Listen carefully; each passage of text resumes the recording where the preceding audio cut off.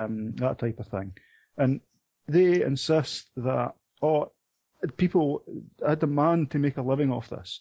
Well, no chance. Basically, you don't deserve anything from that. It's like demanding that you make a living from something that there is no demand on. It's basically, if people think your stuff is good enough and it's at the right price, at the right, it engages them, they'll buy it.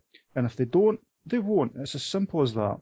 And I mean, when you write stuff, if someone said to you, right, you can play the guitar or whatever, and you've got a choice, you can either only play if you get paid for it, or you can not play. If you don't get paid, you don't play.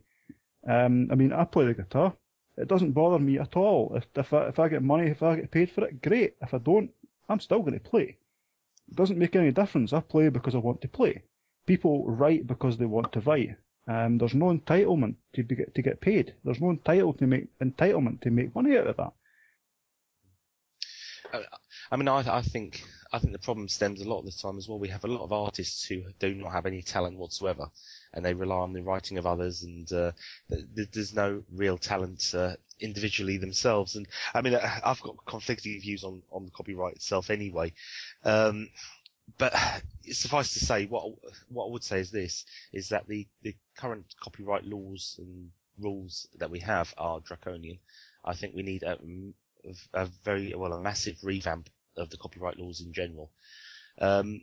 It seems that it's the only net topic now that hits the mainstream news or tech news every single day. You can guarantee that at least one of the main sites, certainly in the RSS feeds that I follow, is going to be on copyright-related issues. And I think now that we're moving into this brave new digital world, it's not something that's going to be going away anytime soon. I think. Sorry. Yeah, I was going to say, I think a lot of the error in people's thinking in this is, if they make, it's the idea of, if you're a young band and you start off and you're all sort of age 19, 20-ish, and you create one good album and you think, excellent, I don't have to work for the rest of my life, that income will give me a millionaire's lifestyle until I die. Get it real. Yeah, Totally, exactly. Get it real. Every other job, you work, you get paid. If you don't work, you don't get paid. If you're not going to be able to work in any other job till to age 30 and then retire, you've got to keep working to earn the money. Essentially, I mean, that's where a lot of people are getting it completely wrong. It's the same with footballers as well. The high-paid footballers, they maybe end their career at 35, but by that time they've already made enough that they can retire. It's the same sort of thinking, do as little work as possible and then live off those earnings, and just keep getting paid for the same thing over and over and over again. It's that thinking rather than, I want to keep doing this, I want to keep improving and keep earning, Yeah, it's even worse when it comes to the children. I don't know if you know about the players in the whole copyright debate in recent years. One of them is Nancy Sinatra, which of course is the daughter of Frank Sinatra. And her dad produced lots of songs, like even back in the 40s, or maybe even before, I suppose, back in the days. So the copyright is all basically on the verge of expiring, and she still wants to be paid for her dad's work, as though this is going to encourage him to innovate. If he knew that the laws would be, it's completely ridiculous, and she wants to earn money for it. And she's not really in a situation where she really needs the money, and she's not that old, so they think in terms of how the thinking they have is, I'm entitled because my dad was a very famous person, and now I need to ensure the laws give me my entitlement, or actually fulfill the prophecy that I make. And it's a very troubling thing with copyrights, and I think all these arguments have been made before. And this is actually, I should point out, I recently stopped reading Tech Dirt as much as before. And I actually did change the way the tech rights work, because I think lots of these sites in general have quite a bit of repetition of the same points. I think some of you might agree. I think that what happens in these sites, you can classify the stories based on a pattern of things that recur, and you have new examples of that. So, for example, in TechDirt, you'd have the stories about the BSA and IDC lying to you about the cost of piracy and how much it costs, and every year it's almost the same. Now it's important to take these lies and respond to them, but very often you can just look back at previous things you wrote, and that still sort of applies. And what I decided for TechBytes is that since I know from TechDirt that I cannot find reason to read the same arguments over and over again, I shouldn't write about them either. And some people agreed with me that they see lots of things in TechBytes and they think, well, I've seen this before, or I've seen these issues before, and I can kind of predict what it's going to say. And this is also one of the reasons I think with Linux news, I sort of found that I lost some interest because I see lots of things about Unity and about GNOME 3 and about things which kind of repeat over and over and over again. And prior to the previous show, well, I think I also spoke about it. I think early in the week I was talking about it in IRC.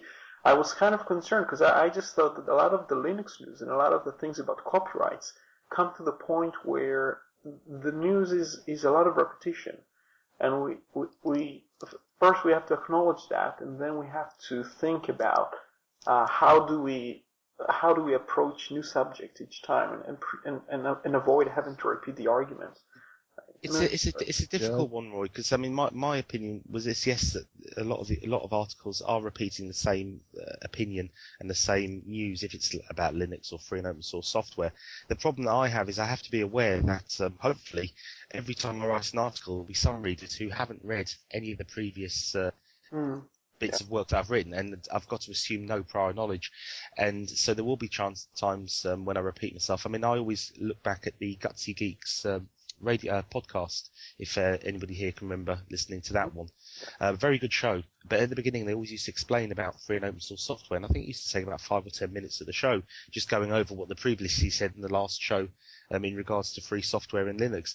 And whilst it was a bit of a time waster for those that have already been listening to the show and know about free and open source software, you have to be aware that you are going to have new people all the time that are going to be coming. I mean, from my emails alone, I get quite a few people that have come to my site for the first time and hopefully aren't bamboozled and don't just sit there with childlike bewilderment thinking, what on earth is he talking about? It looks all great, but I've got no clue what he's talking about.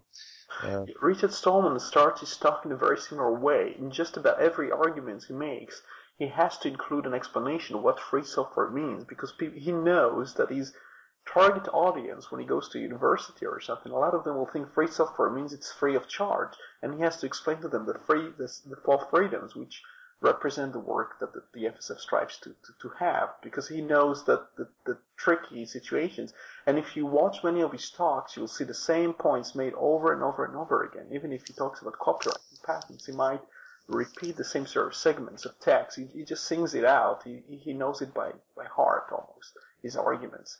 That's well, keeping on, maybe the last legal type topic, law type topic we got on IT for this episode. Just a quick mention about the CPS or the Crown Prosecution Service ruling on the Foreman BT incident. Now, if anybody isn't aware of what happened here, in 2006, I believe it was around September time, BT signed up with a company called a group called Form, who the idea being was to start an experiment on the users to basically monitor which sites a specific user goes to, and then direct marketing at that user in respect of what they surf and their online habits. Directed marketing is probably the best wording for that. Now, it was done without the user's consent, allegedly, so of course there was an outcry by watchdog bodies and all the users that were part of this experiment, which involved a few thousand people without their knowledge. And it's taken, we're looking at now 4 or 5 years, and the Crown Prosecution Service has finally reached a decision on what they're going to do, and the answer is absolutely nothing. So I spent a little time discussing this on the site, but it was something I haven't brought up with Roy or Gordon yet, so I didn't know. Gordon, have you got any views on this? Yeah, Form, as I understand it, it was a deep packet injection thing. It was a partnership deal. Form used to be called something else until they were disgraced, and then they sort of rebranded as Form came back to do much the same thing again, and they've been disgraced again. So they'll be back like an STD with another name. And they've got a partnership with something with sense, isn't it? I thought it was Webwise, wasn't it? I don't remember the name they had. I do remember they had one name and then they were disgraced